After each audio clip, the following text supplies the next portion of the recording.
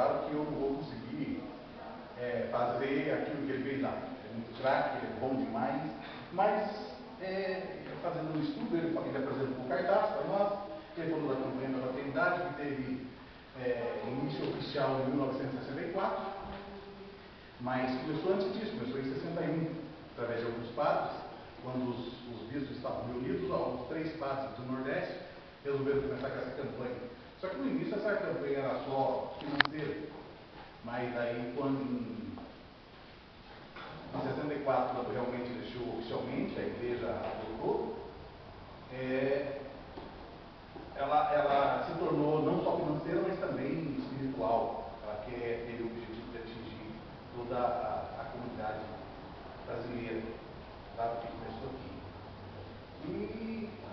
E ele falou da importância disso, né, da gente poder se engajar, todos nós temos que nos engajar nisso para poder fazer funcionar realmente. E se baseou muito naquilo que o João 23 era a ideia dele, e também muito bonito quando ele coloca aqui para nós a ideia, as palavras do Papa Francisco, do atual Papa, né?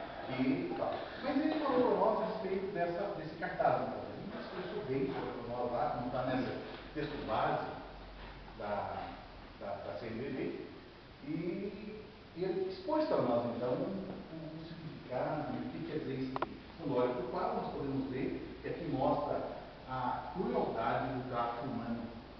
Se nós olharmos para cá, nós temos 4 mãos aqui, essa mão escura, não só o negro, mas o branco também, mas mais o negro é escravizado. O tráfico de órgãos, a exploração sexual e a exploração da criança, tráfico de criança, tráfico de tudo que é jeito aqui. Então, quando ele falava para nós, ele falava que essas mãos acorrentadas simbolizam a situação de dominação e exploração, nos deixando num sentimento de muita impotência. Então, analisar bem isso, né? Tudo aqui, a situação constrangedora e deixa a gente realmente impotente, então precisa de um trabalho. A mão que sustenta essas correntes representa a força e o poder do tráfico. Essa situação, ela rompe com o projeto de vida e liberdade. E ela também viola a dignidade e os direitos do ser humano, que é criado à imagem e semelhança de Deus. Ele mostra para nós também essa sombra aqui em cima, que está em volta dessa mão. Por quê? O poder deles está escondido, que a gente não consegue ver, mas existe o poder por trás de tudo isso. Por quê? Da impunidade. Poderosos por trás de tudo isso. Então a gente está envolvido com essa força que normalmente a gente não tem como sair. E a igreja, pensando nisso, ela lança esse pecado, lança isso como verdade que nós muitas vezes fechamos nossos olhos, ou de covardia, como o próprio padre diz para nós, e a gente não faz nada. Mas a igreja, ela sentiu isso. E ela sentindo isso, ela sai para campo, que é que todos nós nos envolvamos nisso, para que nós possamos ajudar a acabar com isso. Ele falou também, daí ele mostra aqui, onde está esse clarão. Esse clarão é onde se rompe as correntes. E quem que rompe essa corrente? Se nós não temos força, mas se nós deixarmos Deus invadir nossa mente, o nosso coração, nós vamos ter força na luz de Deus para que isso se rompa. E ele diz para nós, em volta de luz, revigoram a vida sofrida daqueles que são dominados e apontam para uma esperança de liberdade. Quando Jesus aparece, é a nossa esperança. Então Jesus é o foco. Ele citou muitas vezes isso. Lembrar-se disso, que Jesus é o foco. Não podemos dizer que o Padre, é o Bispo, é o Papa, somos nós. Não. Jesus em nós temos força para agir. E com inteligência. Ele vai nos dar força, nos vai dar inteligência, para que nós possamos, olhando para essa desgraça que está aqui, apresentando esse cartaz para nós, mas a esperança está em Deus. Então, é isso que ele tentou passar para nós. E eu tenho, lendo esse texto base, e o Papa passou para nós, só que ele passou muito mais do que eu tenho que passar aqui, porque aqui a gente não tem tanto tempo, e também não fiz esse estudo bem aprofundado, mas aquilo que ele passou para nós,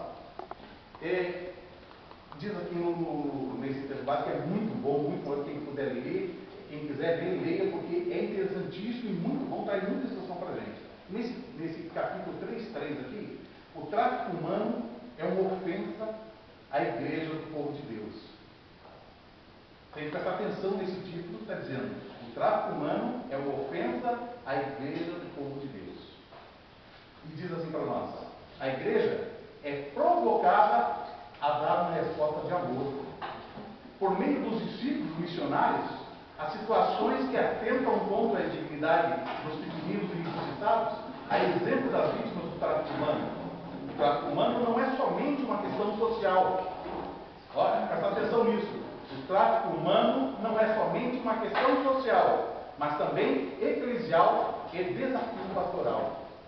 A igreja está comprometida no combate a esta atividade, porque nas pessoas está em jogo a causa de Deus revelado em Jesus. Todos somos filhos e filhas do mesmo Pai, irmãos em Jesus Cristo. E o que se faz com esses pequeninos? Aí, nesse texto básico, vem a resposta. Daí ele fala assim: como agir? E ela nos ensina. Agir, podemos tomar como exemplo Bartimeu. E olha o que diz aqui para nós: o homem que gritou à beira do caminho quando Jesus passava. Grito de protesto contra aqueles que não o deixavam chegar até Jesus. É a mesma coisa. Não deixam chegar até Jesus. Grito de reivindicação de uma dignidade roubada por uma sociedade preconceituosa. Bartimeu gritou para entrar no caminho, gritou para não se contentar, por não se contentar com a condição que lhe fora dada, ficar à margem da sociedade e da cidadania. O grito de Bartimeu era um grito de denúncia, e nós também temos de denunciar. A proposta de conscientização e prevenção parte do princípio que orientou Bartimeu. E mais bonito ainda, o Papa Francisco, numa homilia que ele fez aos naufrágios, ele diz que Deus faz duas perguntas para nós. O Papa diz assim, nessa homilia: nesta manhã, quero, à luz da palavra de Deus, que escutamos, propor algumas palavras que serão, sobretudo, uma provocação à consciência de todos, que todos incitem a refletir e mudar concretamente certas atitudes. E diz assim para nós: Deus diz para nós: Adão, onde estás? É a primeira pergunta que Deus faz ao homem depois do pecado. Onde está Adão? E Adão é um homem desorientado, como estamos nós, que perdeu o seu lugar na criação, porque presume que vai tornar-se poderoso, poder dominar tudo, ser Deus, e quebra-se a harmonia. O homem erra, e o mesmo se passa na relação com o outro, que já não é o irmão a amar, mas simplesmente o outro que perturba a minha vida, o meu bem-estar. E Deus coloca a segunda pergunta: Caim, onde está o seu irmão? O sonho de ser poderoso, ser grande como Deus, ou melhor, ser Deus, leva a uma cadeia de erros, que é a cadeia de morte. Leva a derramar o sangue do irmão. Continua o Papa. Essas duas perguntas de Deus ressoam também hoje, com toda a sua força. Muitos de nós, e neste número me incluo, o Papa diz, também eu, estamos desorientados. Já não estamos mais atentos ao mundo em que vivemos. Não cuidamos nem guardamos aquilo que Deus criou para todos. E já não somos capazes sequer de nos guardar um só para o outro. E quando essa desorientação atinge as dimensões do mundo, chega-se a tragédias como aquela que assistimos. Ele estava dizendo dos naufrágios, né? E disso que está acontecendo no meio de nós aqui. Claro, não é tanta informação, Mas daí, para completar, ele fala do gesto concreto. 13 de abril, domingo de Ramos. Fraternidade tem gesto concreto. Então vai ser o nosso gesto concreto no dia de Ramos, a gente fazer a nossa oferta, para que esse dinheiro chegue e alcance aqueles que estão precisando da nossa ajuda. Então, além da ajuda material, nós temos que nos conscientizar que nós devemos trabalhar para que o nosso irmão possa conseguir enxergar esse Deus. E muitas pessoas estão escravizadas, sem entendimento, sem proteção nenhuma.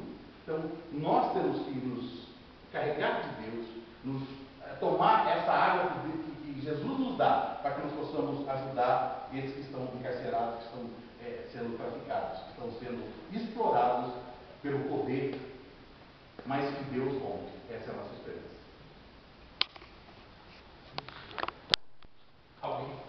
Alguém gostaria de fazer uma pergunta nessa área, nesse campo? Tá bom, tá claro, tá. Eu acho que ele pegou bem, né? O ver a situação, o julgar a palavra de Deus, né? E o agir, sobretudo essa questão da coleta aí, que é interessante. Eu acho que, claro, tudo dentro disso, mas além da coleta, algumas coisas de conscientização entre nós, o cuidado para não cair sobretudo essas 4 formas de exploração, né? A gente dá umas orientações em nós, no outro, na escola, para evitar esse tipo de tráfico. Fica escondido, né? Fica escondido, muito escondido. porque é muito disfarçado. O traficante de pessoas, ele chega com uma proposta bem no evangelho do domingo passado. O diabo chega como amigo, entendeu? Ele é um desgraçado, ele é um salafrário, mas ele chega como amigo. Ele quer doar o reino para você, ele quer, sabe? É aquele amigo. Mas é falso.